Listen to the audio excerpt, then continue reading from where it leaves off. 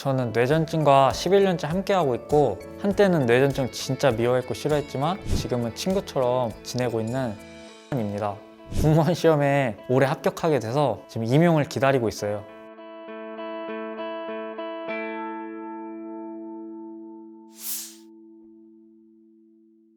뇌전증은 뇌세포에 많은 전기가 흘러서 잠시 멍 때린다든지 크게 거품 물고 쓰러지는 그런 질병이에요. 더 구체적으로 궁금하시면 유튜브에 뇌전증에 대해서 한번 검색해 보세요. 제가 엄마한테 듣기로 제가 중학교 2학년 때 집에 오는 길이었대요. 제가 갑자기 엄마한테 뜬금없이 전화해서 막 여기가 어디야? 막 이렇게 물어봤다고 하더라고요. 그래서 오히려 엄마가 놀라셔서 너야말로 어디냐고. 제가 좀 횡설수설 하다가 다시 제정신으로 돌아와서 다행히 안전하게 집은 돌아왔다고 하더라고요. 근데 그때는 그냥 뭔지 몰라서 그냥 대충 넘겼는데 얼마 안 있어서 또 제가 그 비슷한 증상을 보이니까 이제 그제서야 이제 대학병원 정신과를 갔었고, 근데 정신과 교수님이 여기서 진단받을 일은 아닌 것 같다, 신경과로 한번 가봐라 해주셔서 신경과에 가서 이제 처음으로 뇌전증 진단을 받게 됐어요. 근데 저 말고도 이 뇌전증에 대해서 잘 모르시는 분들은 처음에 정신과로 진료를 보러 가신다고 하더라고요. 한 달에 한 5번 정도는 있는 것 같아요. 이게 환자가 아니면 모를 진짜 짜증나는데 또 사라지면 아쉬울 듯한 그런 미묘한 느낌이 전조 증상으로 있어요. 그 이후에 몇 초 있다가 저는 잠시 기억이 끊기는데요. 이게 사실 경련이나 발작이라고 표현을 하는 게 맞아요. 근데 저는 그렇게 표현하는 게 좀 불편해서 그냥 기억이 끊긴다, 멍하니 있는다 라고 사람들한테 알려줘요. 근데 이 전조 증상은 환자마다 다 다른 것 같더라고요. 저도 처음에는 진짜 좀 화가 나고 좀 짜증이 났죠. 왜 하필이면 나한테 이런 질병이 왔나. 거기다 이제 병원 진료비나 검사비, 약값, 교통비까지. 근데 또 한편으로는 다행이라고 생각할 때가 있어요. 뇌전증 말고도 또 힘든 질병들도 많으니까요. 그리고 저는 산정특례 대상자가 돼서 국가의 지원을 지금 받고 있어요. 이 산정특례 대상자가 되려면 조건이 매우 까다롭기 때문에 더 자세히 알고 싶으시면 뇌전증 지원센터에 한번 문의해 보세요. 투병 생활을 10년 넘게 하니까 약 먹는 것도 이제 적응이 됐고 그렇게 큰 어려움은 없는 것 같아요. 저도 여태까지 학비 마련하려고 많은 아르바이트를 했었거든요. 마트 캐셔나 주유소, 공장에서도 진짜 오랫동안 일했었거든요. 그래서 저는 뇌전증 환자라고 해서 일상생활에 큰 어려움은 없다고 생각해요. 저도 처음에는 부끄러워서 숨겼어요. 근데 지금은 알 사람들은 다 아는 것 같아요. 제가 너무 막 알리는 건 아닌데 그래도 숨긴다고 제가 손해볼 건 없으니까 제가 고등학교 1학년 때 처음으로 친구들한테 말했거든요. 근데 그때는 친구들이 살짝 놀라면서 괜찮냐고 해주었고, 지금은 그래서 제가 증상이 있을 때마다 친구들한테 쉽게 말하는 것 같아요.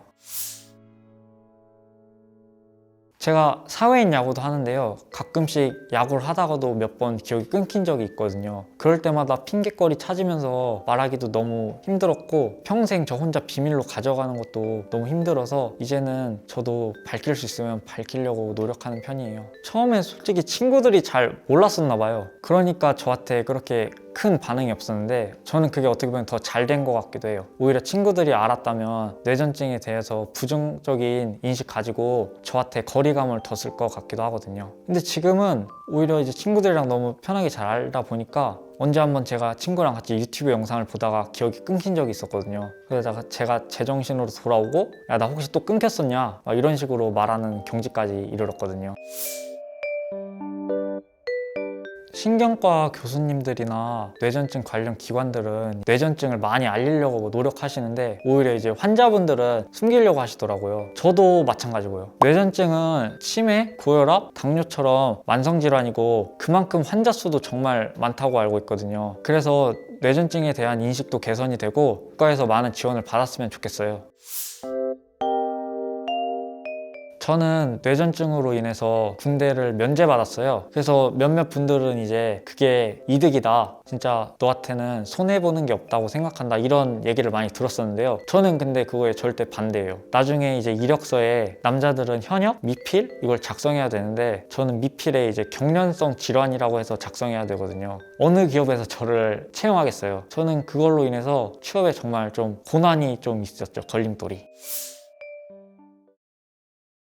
처음에는 저도 정말 화가 나고 어이가 없었죠. 뇌전증 환자들은 투병 생활을 하면서 정말 고생하는데 저 사람들은 본인의 이득을 위해서 이 병을 악용하니까 화가 많이 났어요. 근데 또 한편으로는 고맙기도 하더라고요. 이 뇌전증은 유명하지가 않았는데 그분들 덕분에 이제 언론에 많이 퍼지면서 뇌전증이 한번 유명해졌기 때문에 고맙기도 했어요. 연예인들이 공황장애나 우울증을 편하게 얘기하면서 친숙해진 것처럼 뇌전증도 많은 사람들한테 친숙하게 느껴졌으면 좋겠어요. 제가 병역 미필로 일반 사기업에서는 좀 취업하는데 어려움이 있었지만 공무원은 그 병역 미필이 큰 걸림돌이 되지 않아서 공무원을 생각하고 있었는데요. 제 친구가 저한테 그러면은 장애인 뇌전증 등록을 해서 한번 장애인 전형으로 공무원을 응시해봐라 이렇게 적극적으로 추천해 주더라고요. 그걸 알고는 있었지만 내가 과연 조건이 될까? 하고 그냥 대충 떠넘겼었거든요, 예전에는. 근데 이제 제가 점점 30대가 되고 취업의 벽이 느껴지기 시작해서 적극적으로 장애인 등록을 알아보게 됐어요. 그랬더니 제가 조건이 맞아서 장애인 등록을 하게 되었고 장애인 전형으로 공무원 시험을 응시하게 됐어요. 뇌전증이 위기였는데 저한테 이제는 정말 좋은 기회가 된 거죠. 진료 보러 간 날이 있었는데요. 포스터를 봤어요. 제가 그 당시에 이제 공무원 시험 준비를 하고 있을 상황이라 지원을 하게 됐죠. 제 또래 뇌전증 환자들의 취업 준비 상황이나 직장 근무 상황을 좀 알고 싶었거든요. 처음에는 그렇게 큰 기대 없이 참여했어요. 근데 점점 프로그램을 참여하다 보니까 도움이 되더라고요. 필기 시험을 합격하고 이제 면접 준비를 하고 있었는데 그때 딱 모의 면접을 진행해 주셔서 저한테 정말 큰 도움이 됐어요. 일단 가족이죠.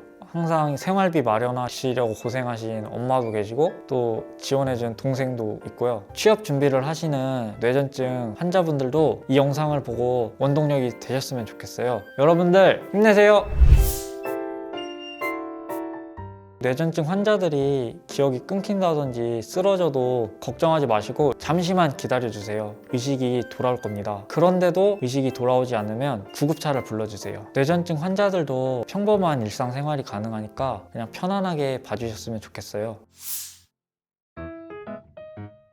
뇌전증아, 잘 지내니? 그동안 너 진짜 미워하고 원망했는데 그래도 한편으로 고맙다.